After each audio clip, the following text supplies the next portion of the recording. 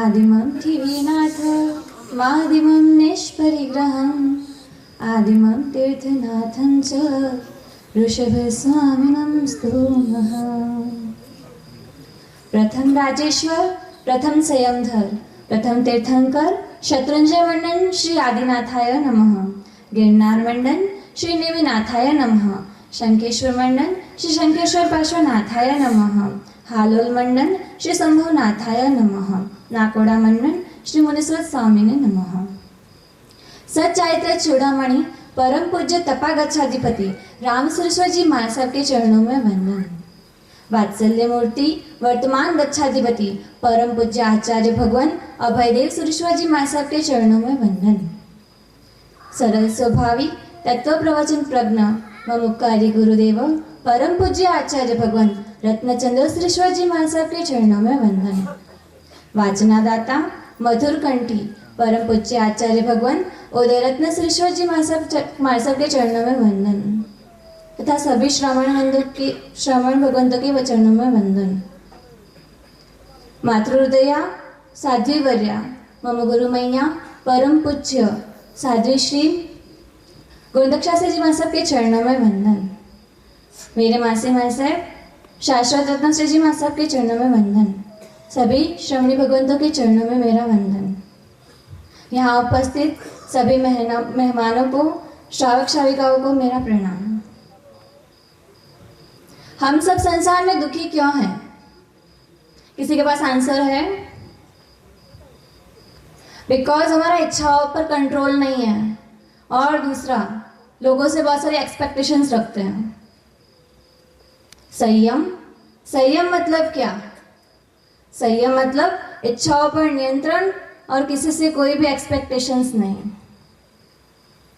अगर हम गाड़ी भी बिना नियंत्रण के चलाए ना तो दुर्घटना होने का भय रहता है, लेकिन नियंत्रण बिना का जीवन नरक और मिथ्यात्व का कारण बन जाएगा, उसका डर हम किसी को भी नहीं है। बिंदु जितना सुख सिंधु जितने दुख की ओर ले जाए, बिंदु जितना सुख सिंधु जितने दुख की ओर ले जाए उसका नाम है संसार, और बिंदु जितना दुख सिंधु जितने सुख की ओर ले जाए उसका नाम है संयम, उसका नाम है संयम। संयम क्यों? संयम मेरे प्रभु की आज्ञा है।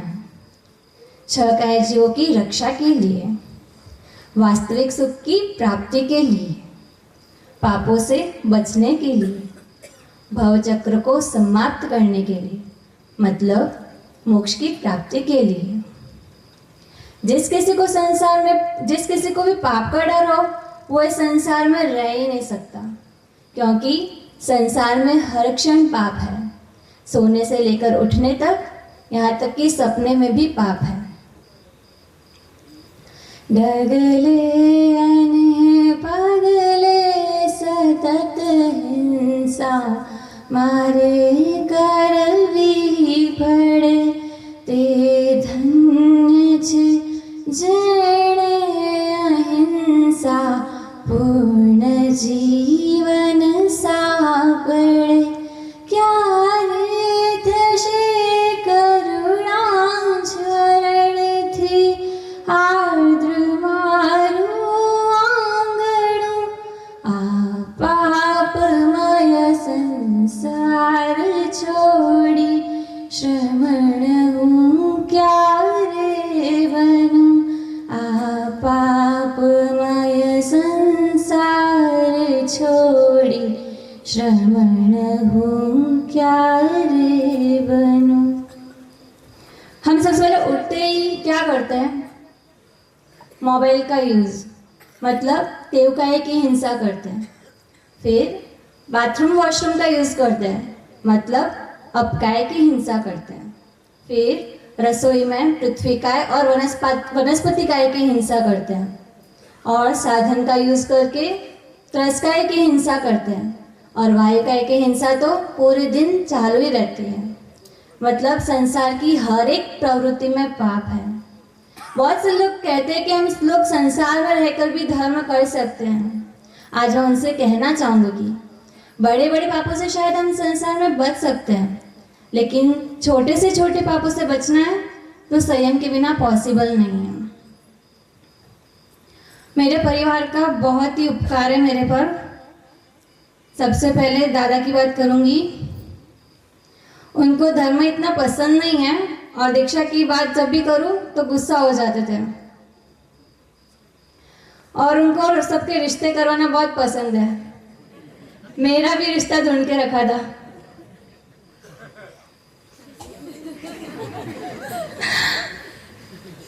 लेकिन जब कोई आचार्य भगवान के पगले होते ना घर पे, तब कहते शान से, ये मेरी पोती है और दीक्षा लेने वाली है। मतलब अंदर ही अंदर उनको दीक्षा के प्रति अहोभाव तो है, लेकिन मोह के कारण दीक्षा की आज्ञा नहीं दे रहे थे। दादी, मैं उनकी बचपन से ही लाडली हूँ। शायद इस बात से सब सिस्टर्स को जेलसी फील होती है, क्योंकि वो मुझे कभी काम करने को नहीं बोलती और सब लोगों से काम करवाते थे। दादी ने मुझे कभी भी कोई धर्म क्रिया में रोका नहीं और दीक्षा के लिए भी कभी मना नहीं किया। मम्मी जब कभी भी किसी की दीक्षा देखती तो सोचती कि मेरे घर से कब दीक्षा होगी, मैं कब रत्न कुक्षी माता बनूंगी। लेकिन मोह के कारण कभी सामने से नहीं कहा कि तू दीक्षा ले। कल जब मुझे रजोहरण मिलेगा ना, तब सबसे ज्यादा खुशी मेरी मम्मी को होगी, क्योंकि उनका ड्रीम सक्सेस हो जाएगा। पापा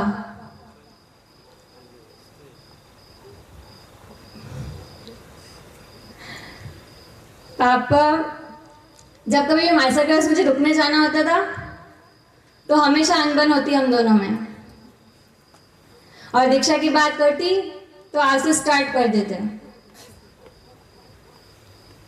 लेकिन पापा से कहूंगी कि मैंने मास्टर जी से सुना है कि अगर आप शादी करते हो तो संसार में जितने भी पाप करते हो उन सब का फल, उन सब का पाप आपको भी लगेगा, और आप दीक्षा लोगे तो आपकी साधना का छठा भाग आपको मिलेगा।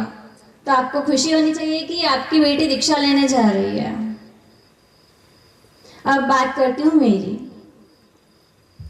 मेरा जन्म गुजरात में हुआ और रहना राजस्थान में। वहाँ पे ही बचपन, पढ़ना लिखना सब कुछ वहाँ पे हुआ।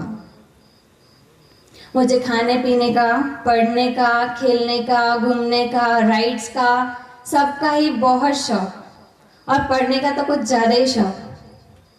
जब मैं 10th और 12th स्टैंडर्ड में थी तो कब पढ़ते पढ़ते सो जाती और उठते से पढ़ना स्टार्ट कर देती थी।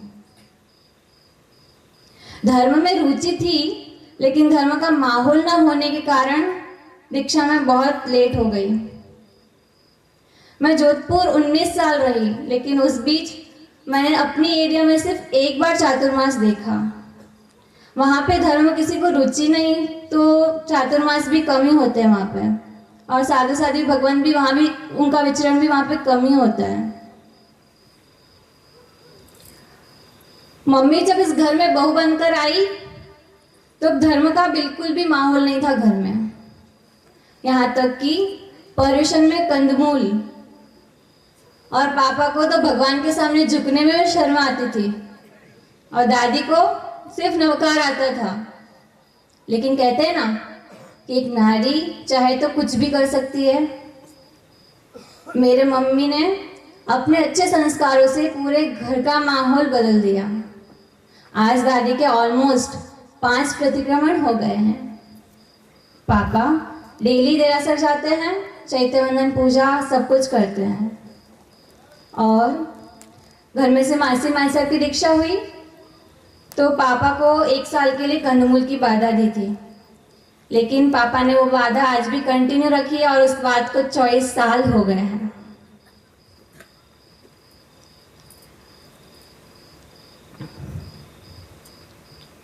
वहाँ पे सब स्कूल स्टडी पे बहुत ध्यान देते हैं, इसलिए धर्म के संस्कार से बहुत ही दूर रह जाते हैं। हम चारों भाई बहनों को पढ़ने लिखने का बहुत ही शौक और हमेशा टॉप पे रहना ही पसंद। अब मैं आप पे संयम जीवन भी टॉप पालूं, ऐसे मुझे आशीर्वाद देना।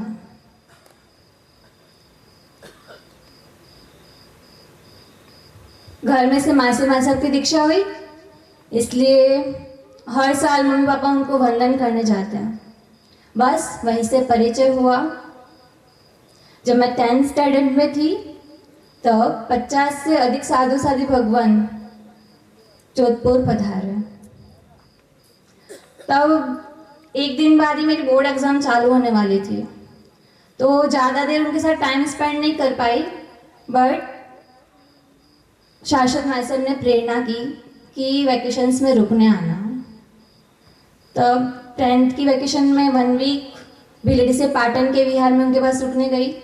फिर 12th की वैकेशन में अहमदाबाद 1 वीक रुकने के लिए गई और कुछ नियम लिए उनसे और धर्म के 5 प्रतिक्रमण के सूत्र वगैरह सीखे।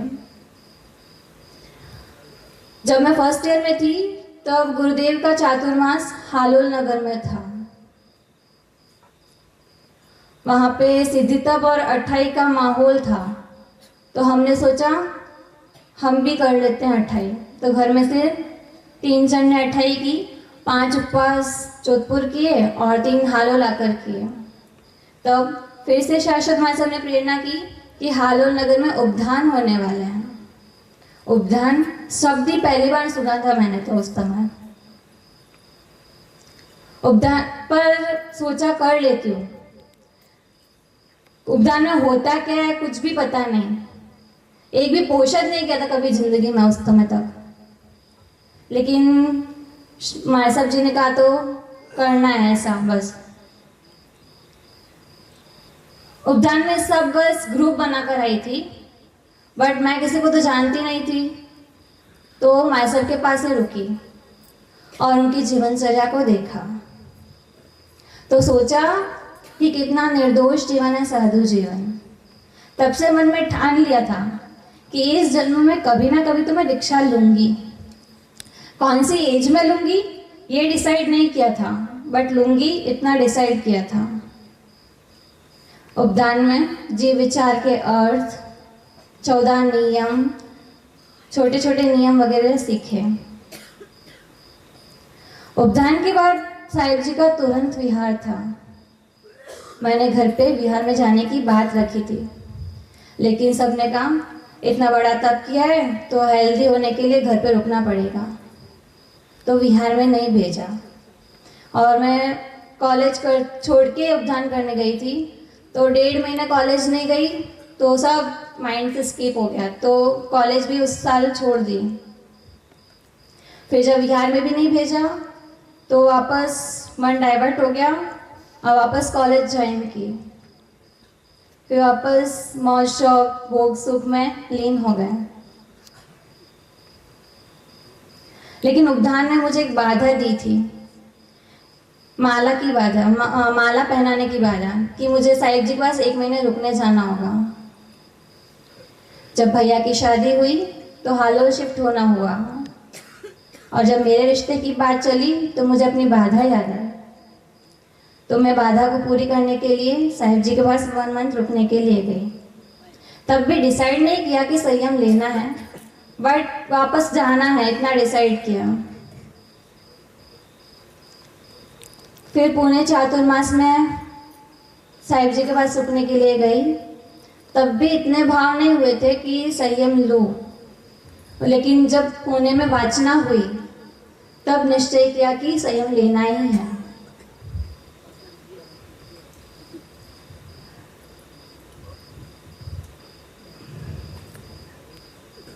दूर बंद हो जाए दरवाजे सब, नया बंद हो जाए दरवाजे सब, नया रास्ता दिखाते हैं गुरु। बंद हो जाए दरवाजे सब, नया रास्ता दिखाते हैं गुरु। सिर्फ किताबी ज्ञान नहीं, जीवन जीना सिखाते हैं गुरु। जीवन जीना सिखाते हैं गुरु। आचार्य भगवान के प्रवचन, उनकी उदारता, उनकी सरलता, उदयरत्न मास्टर की वाचना, प्रभु भक्ति, गोविंद शास्त्री जी मास्टर की वो स्वभाव में सरल, पालनी में चुस्त और स्वाध्याय में मस्त, और शाश्वत मास्टर निर्दोष जीवन जीने वाले और हर छोटे से छोटे पापों को समझाने वाले। बस इन सभी से वैराग्य के भाव आते गए और सभी श्रवण श्रवण भगवंतों में अनेक गुण हैं। किसी में वैयावच का है, किसी में स्वाध्याय का, किसी में तप का, किसी में त्याग का, किसी में समर्पण का, किसी में समुदाय भक्ति का। बस सभी माँ साहब से रिक्वेस्ट करूंगी कि वो मुझे सब आशीर्वाद में अपने ये गुण दें। और सबसे बड़ा गुण माफी का, क्योंकि संसार में अगर हम कोई गलती करें ना तो लोग उसे बार बार याद दिलाते हैं, और साधु एक ऐसे हैं जो गलती को माफ करके भूलना सिखाते हैं। मुझे अपने संयम जीवन के लिए बहुत ही स्ट्रगल करना पड़ा, क्योंकि फैमिली में से कोई भी सपोर्ट में नहीं था। जब भी माँ साहब के पास रुकने जाना होता था तो रोना धोना, झगड़ा, गुस्सा सब कुछ होता था, और रहने के लिए मुझे 4 महीने तक फोर्स करना पड़ता था घर पे, तब जाके 2 महीने रुकने मिलता था। वापस 2 महीने होते ही लेने आ जाते थे। और साहिब जी और वो सब भी पापा से डरते थे तो भेज देते थे घर पे 2 महीने में वापस।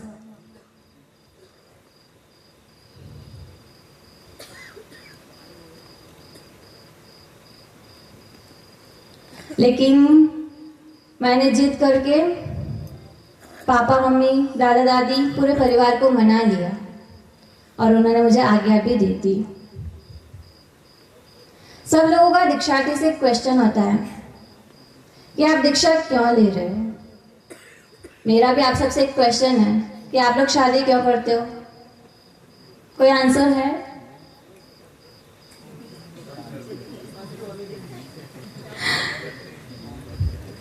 कोई आंसर नहीं है, बस सब करते हैं तो करनी है, कोई एम नहीं है कि क्यों करनी है।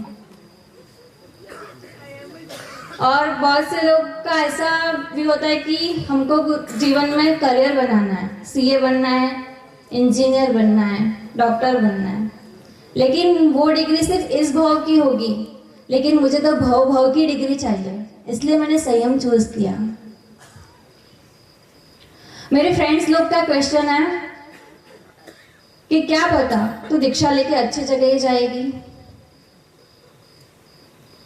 वो सब लोग नॉन जैन है तो उनको समझाना बहुत ही टफ है। मैं एक एग्जाम्पल के थ्रू समझाना चाहूंगी। अगर हमको सीए बनना है तो हमको उसके भी स्टेप्स होते हैं सीए बनने के। सबसे पहले सीपीटी क्लियर करनी होती है, फिर आईपीसीसी क्लियर करनी होती है। वैसे ही मोक्ष में जाने के स्टेप्स हैं। फर्स्ट स्टेप है संयम। हम सीए उतना जल्दी बनेंगे जितनी हम मेहनत करेंगे, वैसे ही हम मोक्ष उतना जल्दी प्राप्त करेंगे जितनी अच्छी हम साधना करेंगे। अगर हम सीए में एक बार फेल हो जाते हैं तो क्या हम सीए बनने का सपना छोड़ देते हैं? नहीं, अगेन ट्राई करते हैं। वैसे ही मैं भी उन फ्रेंड्स को यही कहना चाहूंगी कि क्या पता इस बार में हमारा मोक्ष में नंबर ना लगे, लेकिन नेक्स्ट टाइम लग जाएगा। हम फेल हुए इसका मतलब ये तो नहीं ना कि हमारी की हुई मेहनत वेस्ट हुई।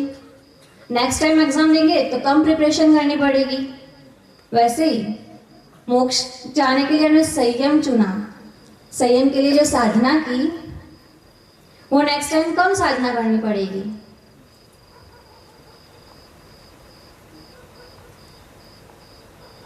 और सब लोग का ये भी क्वेश्चन होता है कि आपको सब कुछ मिला है तो फिर संसार को क्यों छोड़ना है। तो क्या तीर्थंकर भगवान को कुछ कम मिला था? उनके पास किस चीज की कमी थी? सब कुछ था, राज्य, समृद्धि, दौलत, धन, परिवार, सब कुछ। फिर भी उन्होंने सब कुछ क्यों छोड़ा?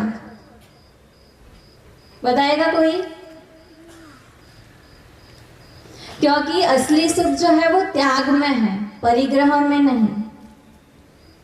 मान लो आपको कपड़ों का बहुत शौक है, तो क्या आप 10 जोड़ी कपड़े एक साथ पहन सकोगे? नहीं। लेकिन कोई छोड़ने को बोले तो छोड़ सकोगे? हाँ, मतलब रियल सुख जो है वो त्याग में है, परिग्रह में नहीं। अगर किसी इंसान को 10 साल के लिए कैद किया जाए जेल में, तो जब उसके रिहा होने का दिन होगा ना, तब उससे कितनी खुशी प्राप्त होगी उसका अंदाजा शायद ही लगा सकते हैं। वैसे ही हमारी आत्मा को खुशी तब मिलेगी जब उसे संसार रूपी कैद से मुक्ति मिलेगी। लेकिन हम लोगों ने तो आत्मा और शरीर को एक ही मान लिया है। पूरे दिन शरीर के पीछे भागते दौड़ते रहते हैं। शरीर के लिए जिम, योगा, वॉकिंग, सब कुछ करते हैं, लेकिन कभी आत्मा के बारे में सोचा है कि आत्मा को कैसे सुंदर बनाना है? सुंदर तो तब बनेंगे ना जब पता हो कि दोष क्या है। आत्मा के दोष है कषाय, कषाय को दूर करना। बस मैं भी अपने कषायों को दूर करने के लिए संयम लेने जा रही हूँ।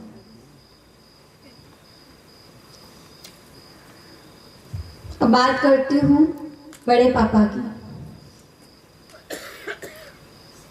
उन्हें धर्म क्रियाएं शायद कम पसंद थी, पर उनका मन एकदम साफ, किसी के लिए द्वेष नहीं, सबके लिए हित की भावना। उनसे मैं सहनशीलता का गुण मांगना चाहूंगी, क्योंकि जब हमको पता चला कि उन्हें कैंसर है तो हम सब शॉक्ड हो गए। लेकिन उनके शरीर में इतने कष्ट आने के बाद भी उनकी आंखों से कभी एक भी आंसू नहीं निकला और अपने कष्टों को खुशी खुशी सहन किया। और हम सबको भी ऐसे ही बोलते हैं कि सहन करना ही है तो दुखी होकर क्यों करना, खुशी खुशी सहन करते हैं। बस बड़ा आपसे रिक्वेस्ट करूंगी कि आपकी सहनशीलता का गुण मुझे अपने आशीर्वाद में देना और आपकी आत्मा को परम शांति मिले, ऐसी मेरी प्रभु से प्रार्थना। बात करती हूँ भाई बहन और फ्रेंड्स की। सब लोग मेरे बहुत ही खास, बहुत ही क्लोज। किसी से कुछ भी कहो, कोई भी काम कहो, कोई भी ना नहीं, हमेशा हाजिर, हमेशा आगे होके सब काम कर लेते हैं। दीक्षा का मुहूर्त निकला तो बस सब पूछने आ गए क्या इच्छा है, कहाँ जाना है, क्या खाना है, कहाँ घूमना है, कौन से तीर्थ जाना है।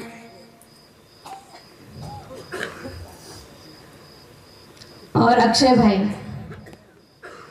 वो तो क्या कहते हैं कि तू दीक्षा तो ले रही है, लेकिन कभी भी तुझे कुछ भी प्रॉब्लम हो, कुछ भी काम हो तो एक कॉल करवाना।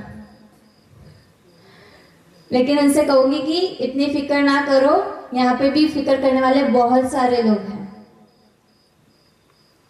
भैया वो जताते नहीं लेकिन प्यार बहुत करते हैं। मेरी दीक्षा के लिए इतनी सारी तैयारियां की उन्होंने। अगर वो हालुल शिफ्ट ना हुए होते ना तो शायद मैं आज यहाँ नहीं होती। और बहनें हर काम में आगे, मुहूर्त निकलने के बाद कोई काम करने ना देती, बोलती सब काम मैं ही करूंगी, तू आराम कर। कहीं पे भी घूमने जाना हो, कहीं पे भी जाना हो, मंदिर जाना हो, घूमने जाना हो, सब जगह साथ में। सोना है तो भी साथ में, खाना है तो भी साथ में। मैं मना करती, पाप लगता है, मैं साथ में नहीं खाऊंगी, लेकिन वो बोलते नहीं, हम तो तेरे साथ ही खाएंगे। और अभी ऐसा बोलते कि दीक्षा लेने के बाद अगर रुकना आएंगे ना तब भी तेरे साथ ही सोएंगे।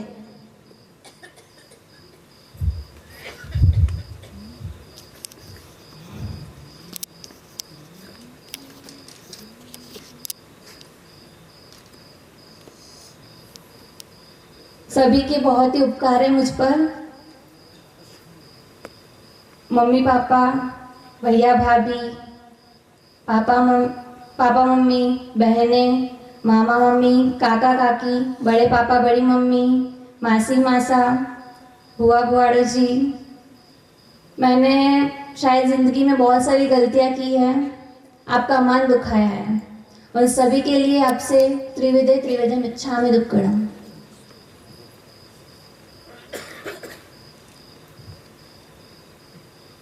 हालोल संघ का बहुत बड़ा उपकार है मेरे पर कि मेरे संयम के भावों में वृद्धि की उन्होंने। उनसे भी त्रिविधे त्रिविधम इच्छामि दुक्कड़म।